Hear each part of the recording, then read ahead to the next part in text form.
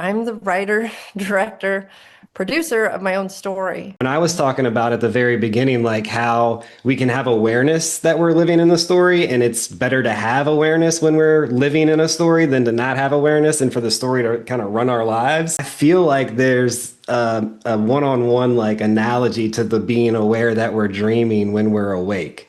That allows us to be the author of our story because we're aware that it's just a dream and that we're going to go, return to the infinite when we die, so Yeah. it gives us that power, really. That awareness is power to become the author of your story rather than to operate, as like somebody that's being run by the story.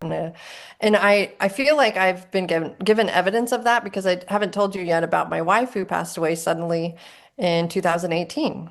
Hmm. So she had bacterial meningitis, and it was a headache on a Monday, and all this hospital, ER, flight for life, all this stuff in a period of a week. It was crazy. Saturday morning, she passed away. So it was just like, whoa. And she was just 53 years old. So when that happened, I was like in so much grief and so much, I was in my victimhood for sure too. Like I used that title and realized this is the story I keep creating for myself. Do I want to keep living in this story? And yes, it was incredibly sad. It was incredibly painful.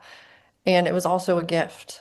And I can say that now, being 8 years later, because she taught me that our energy continues. And she was too in this life. So it's really cool to see that continue and understand that love never dies. It just transforms.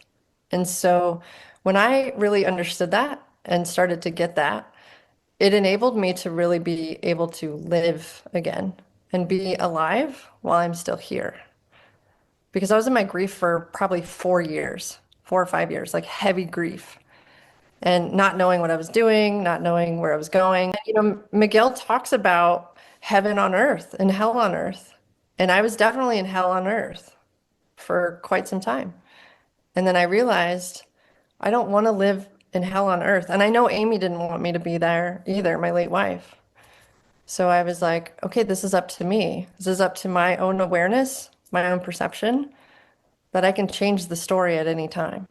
I'm the writer, director, producer of my own story.